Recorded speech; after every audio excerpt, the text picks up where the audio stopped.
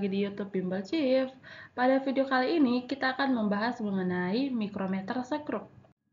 Nah, mungkin kalian juga jarang mendengar atau melihat yang bagaimana itu yang dibilang mikrometer sekrup. Jadi, mikrometer sekrup itu seperti yang ada gambar, seperti pada gambar yang ada dalam video ini. Jadi, kalau kalian melihat alat yang mirip seperti yang ada dalam video ini, berarti itu namanya adalah mikrometer sekrup. Oke, nah apa sih fungsi dari mikrometer sekrup ini? Fungsinya mirip-mirip dengan jangka sorong. Fungsi yang pertama adalah untuk mengukur ketebalan benda. Cuman untuk mikrometer sekrup dia lebih ke mengukur ketebalan benda yang tipis. Oke. Kemudian untuk mengukur diameter dalam dan juga untuk mengukur diameter luar. Sama halnya dengan jangka sorong, mikrometer sekrup juga memiliki bagian-bagiannya tersendiri, yaitu ada yang dibilang dengan rahang tetap. Rahang tetap itu yang terletak pada bagian sini.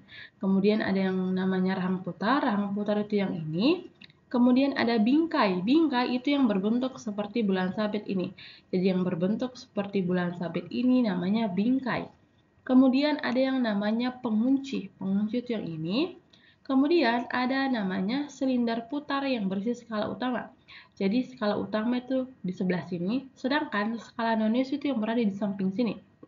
Jadi ini merupakan silinder putar yang berisi skala nonius. Dan ada namanya pemutar silinder dan ada juga silinder bergerigi.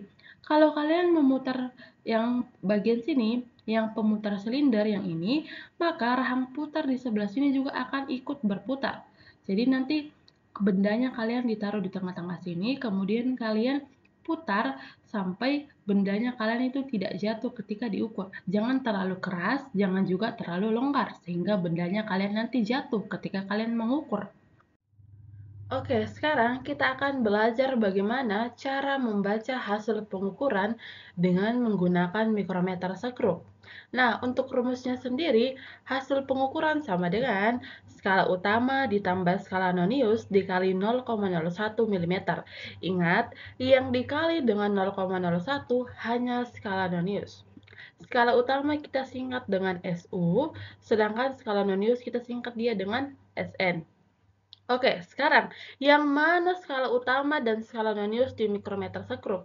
Untuk skala utama, dia itu letaknya atau posisinya secara mendatar. Berarti yang sebelah sini. Berarti ini skala utama. Sedangkan skala nonius itu yang di sampingnya. Berarti yang ini adalah skala nonius. Oke, nah sekarang berapa angka atau berapa hasil pengukuran yang terbaca pada skala utama? Lihat angka terakhir yang ditunjukkan di skala utama, yaitu angka 2. Berarti yang terbaca di skala utama adalah 2 mm.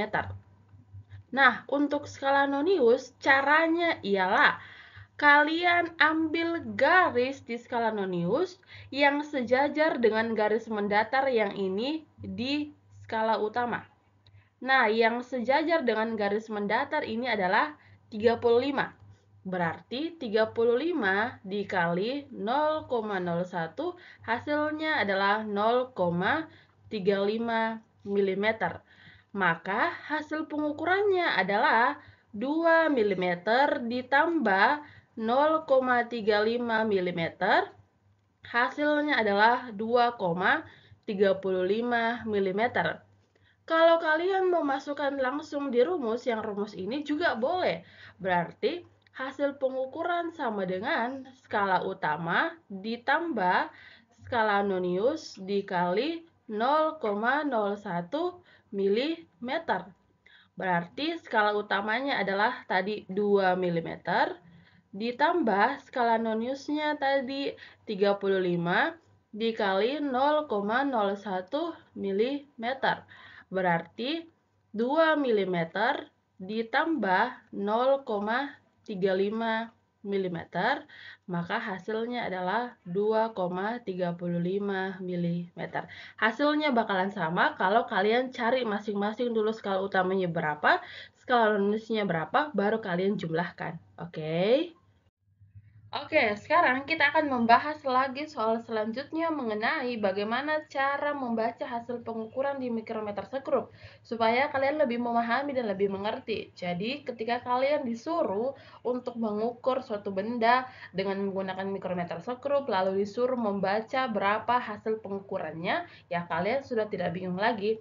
Oke, pertama kalian tentukan dulu yang mana skala utama dan skala nonius. Berarti skala utama yang sebelah sini, skala nonius yang sebelah sini. Berapa hasil pengukuran yang terbaca di skala utama? Kalian perhatikan, angka terakhir yang terbaca adalah 4. Tapi lihat, setelah angka 4, ada lagi garis kecil di bawah yang ini. Nah, setiap garis kecil yang di bawah ini, yang ini, dan ini pada skala utama, itu nilainya adalah 0,5. Jadi 4 ditambah 0,5 hasilnya adalah 4,5 mm. Jadi yang terbaca pada skala utama adalah 4,5 mm. Kemudian skala nonius. Cari garis di skala nonius yang sejajar dengan garis mendatar di skala utama. Ingat, garis mendatar itu yang ini ya, garis mendatar yang ini. Berarti yang sejajar itu adalah yang ini. Nilainya adalah 44. Berarti 44 dikali 0,01 hasilnya adalah 0,44 mm.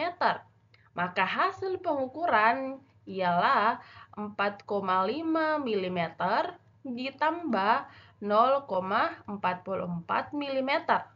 Hasilnya adalah 4,94 mm. Soal selanjutnya, berarti kalian tentukan dulu di mana posisi skala utama dan di mana posisi skala nonius.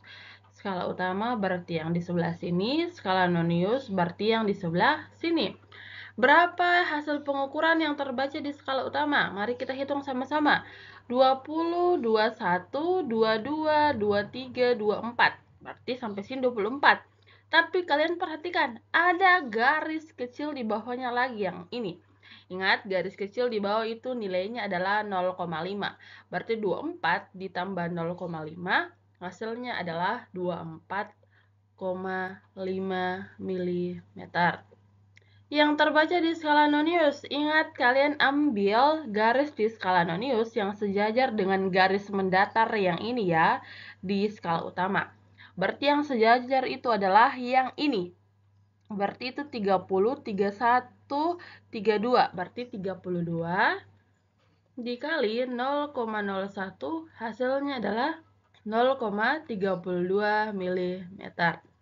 Berarti hasil pengukurannya adalah 24,5 mm ditambah 0,32 mm. Maka hasil akhirnya ini adalah 24,82 mm. Kalau kalian mau masukkan dalam rumus langsung juga boleh. Berarti hasil pengukuran sama dengan skala utama ditambah skala nonius dikali 0,01 mm. Berarti hasil pengukurannya adalah skala utamanya tadi 24,5